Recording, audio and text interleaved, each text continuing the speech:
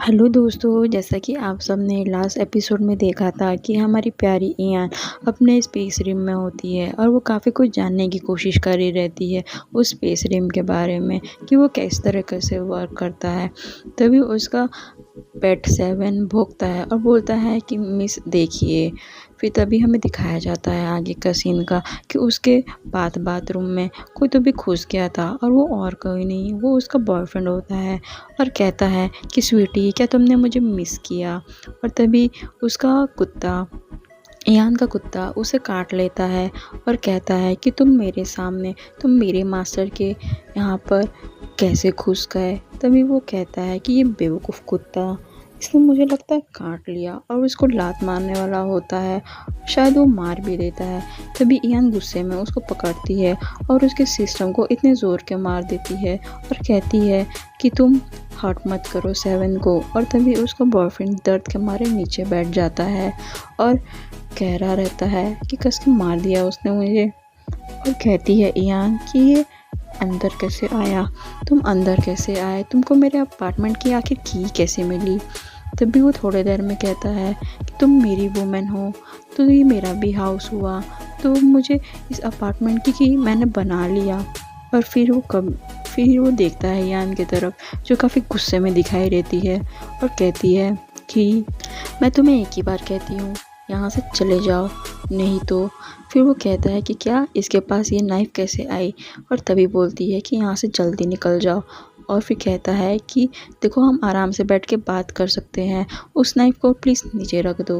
और वो कस के दरवाज़ा बंद कर देती है और उसे अपने अपार्टमेंट से बाहर निकाल देती है। और वो कहती है कि तुम्हारे साथ आखिर क्या हो गया इयान, तुम ऐसा क्यों कर रही हो, तुम तो मेरी वुमेन अभी नहीं तो कभी बनने ही वाली हो, तो तुम मुझे ये डोर खोल दो और मैं तुमको माफ़ कर दूँगा। फिर वो कहती है क्या तुम मुझे माफ़ कर दोगे, तुम मुझे क्या अभी भी वही बेवकूफ़ औरत समझते हो जो मैं पास्ट लाइफ में थी, और तुम बेवकूफ़ गंदे दिमाग वाले आदमी, तुमको लगता है कि मैं तुम्हारी वुमेन हूँ, पर ऐसा नहीं है, तुम ये सब सपने में ही सोचो। और फिर हमें दिखाया जाता है कि उसकी डोर बेल की रिंग फिर से बजती है और फिर वो और ज़्यादा गुस्सा हो जाती है और फिर गुस्से में दरवाज़ा खोलती है और कहती है कि तुम क्या कर रहे हो। तभी हमें दिखाया जाता है कि उसके बॉयफ्रेंड के बाजू में कोई तो भी एक आदमी खड़ा था और वो बोलता है हेलो, क्या आप मिस मोयान हैं। और फिर कहता है उसका बॉयफ्रेंड देखते हुए कि क्या इस बेवकूफ़ को शर्म आनी चाहिए, क्या तुम मेरे साथ इतने टाइम से चीट कर रही थी, मैं इतने टाइम से तुम्हारे साथ इतना अच्छा बिहेव कर रहा था। और मन ही मन कहता है तुम पथेटिक ऑर्फन, तुमको तो कोई देखता भी नहीं है, और तुमको तो ब्लेस्ड होना चाहिए कि तुमको इतना सुंदर हस्बैंड, हैंडसम हस्बैंड जैसा बॉयफ्रेंड मिला है और इतना रिच भी, तुम मेरे बिना कुछ भी नहीं हो। और फिर हमें दिखाया जाता है हमारी प्यारी इयान फिर बोलती है कि हाँ मैं ही हूँ। और फिर वो आदमी कहता है कि सॉरी मिस इयान, बट आपके ग्रैंडफादर नहीं रहे, वो कुछ ही दिन पहले गुजर गए। और फिर कहता है कि आपको इस डॉक्यूमेंट पे साइन करना होगा, आपको अपने ग्रैंडफादर की प्रॉपर्टी इनहेरिट करनी होगी जो बिलियन वर्थ ऑफ एसेट है। और तभी वो कहती है मनी मन कि क्या मेरे ग्रैंडफादर, मैं तो एक ऑर्फन हूँ और मेरे को साथ ही साथ कोई पेरेंट्स भी नहीं है, तो इतने अचानक से मेरे ग्रैंडफादर आ कैसे गए। और ये सब सुनने के बाद उसका बॉयफ्रेंड मनी मन सोचा रहता है कि बिलियन वर्थ एसेट्स इतना सारा। तो हमें दिखाया जाता है यान को जो अपने रूम में होती है और सोच रही रहती है कि उसे बटलर ने बताया था कि उसके ग्रैंडफादर एक बिजनेस टाइकून है और उसके फादर एक इकलौते सन थे इस फैमिली के। और तभी वो मेरी मम्मी के साथ एक लव में पड़ गए, जो मेरी मम्मी इतनी रिच भी नहीं थी और काफ़ी पुअर गर्ल थी, और ये चीज़ ग्रैंडफादर को पसंद नहीं आए, उन्होंने उनकी मैरिज को अप्रूव नहीं किया और उन्हें हटा दिया इस घर से। तभी मेरे पेरेंट्स की कुछ टाइम में एक्सीडेंट हो जाती है, जो एक्सीडेंट में मारे जाते हैं, और फिर वो सब ऑर्फन भेज देते हैं मुझे। फिर दिखाया जाता है कि उसकी मेड आती है कुछ सामान लेके, खाना लेके उसके लिए। तभी हमारी इयान कहती है सेवन को कि जल्दी चलो यहाँ से, हमें काम है, हमें ज़रूरी काम है। और वो बिना खाना खाए यहाँ से निकल जाती है और कहती है कि हमें बहुत सारे मनी स्पेंड करना है, सिर्फ 2 ही दिन बचे हैं, जल्दी चलो यहाँ से सेवन। और फिर वो भागते हुए निकल जाती है। और हमें तभी एक सीन दिखाया जाता है एक जगह का, जो ऑक्शन वाली जगह लग रही थी। और वहाँ पे वो ऑफिसर भी था जो उसको वेयर हाउस में मिला था और कह रहा रहता है कि मेक श्योर करना कि हमें वो चीज़ खरीदनी ही है, हमें वो चीज़ चाहिए ही चाहिए। फिर हमें इयान दिखाई जाती है जो वहाँ पे आ जाती है और देख रही रहती है और सोच रही रहती है कि इनके पास हर तरह का क्रिस्टल है, हर तरह का क्रिस्टल जो मुझे यहाँ से बाय करना है। तभी वो ऑफिसर इयान को देख लेता है और कहता है कि ये लेडी तो वही है, ये यहाँ पे है, बहुत अच्छा।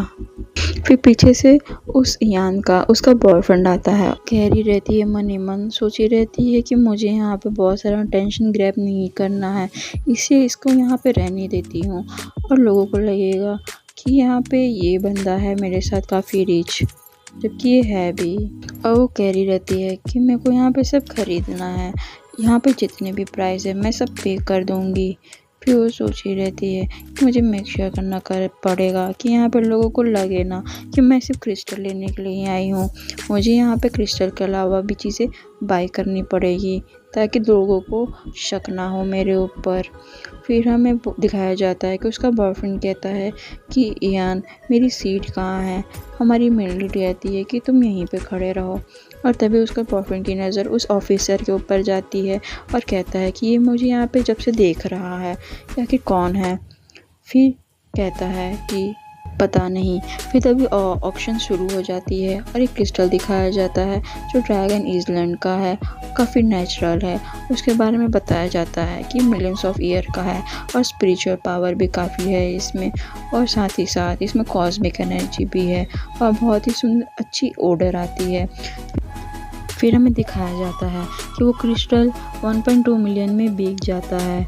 और फिर तभी हमें लोगों की बातें दिखाई जाती हैं कि कौन इतना बेवकूफ़ है जो इतने सारे ऑक्शन में इतनी सारी चीज़ें खरीद ले रहा है इतने जल्दी, पता नहीं इसके पास कितना ही पैसा होगा।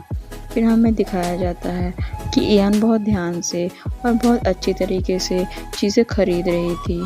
और फिर वो लड़की का, वो ऑफिसर का थॉट दिखाया जाता है कि ये लड़की पैसे की थोड़ी भी केयर नहीं कर रही और ये झट से सारी चीज़ें खरीद ले रही है और बेट लगा दे रही है। क्या ये इतनी ही रीच है? अगर ये इतनी रीच है तो उस दिन का फूड आखिर किसने स्टील किया? उस वेयर हाउस का फूड पता नहीं कहाँ चले गया।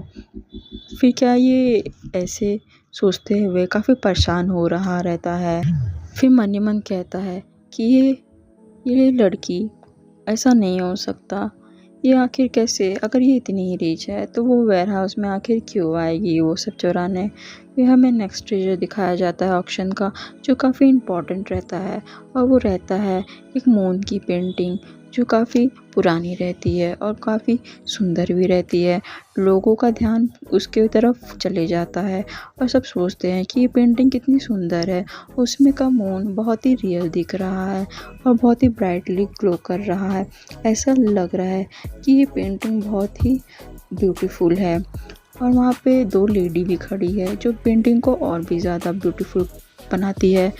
तो उस पेंटिंग का प्राइस 10 मिलियन से शुरू हो जाता है और हमें इयान और उस ऑफिसर के बीच में दिखाया जाता है बिडिंग, जो बहुत ही ध्यान से और उस पेंटिंग को लेने की इच्छा रख रहे थे। और वहाँ पे दिखाया जाता है कि वो 11 मिलियन लगाता है, तभी हमारी इयान 12 मिलियन लगाती है और उसकी नज़र उस ऑफिसर पे जाती है और वो सोचती है ये तो वही है, ये तो वही आदमी है जो वहाँ पे था। और गुस्से में वो 15, 20, 50 मिलियन लगा देती है और कहती है कि मुझे इस पेंटिंग को चाहिए, मैं इस अपोक्लिप्स में सरवाइव करना चाहती हूँ और अपोक्लिप्स बहुत ही जल्दी आ जाएगा, तो मुझे सारे पैसे ऐसे लगा देना चाहिए, स्पेंड कर देना चाहिए। तभी वो लड़का उठता है और कहता है क्या कर रही है आखिर, मेरे अगेंस्ट इतनी बिडिंग कैसे लगा रही है, इतनी सारी, उसे नहीं लगाना चाहिए, वो ऐसे क्यों कर रही है। प्लीज़ दोस्तों आप इस स्टोरी को देखिए और ये स्टोरी लाइन काफ़ी अच्छी है। ये अपोकलिप्स के ऊपर है पर ये एक रोमांस स्टोरी भी है और मैं इसके के आगे के एपिसोड जल्दी ही लेके आऊँगी जैसे मुझे पॉसिबल होगा। प्लीज़ आप मुझे सपोर्ट कीजिए और लाइक एंड शेयर कीजिए।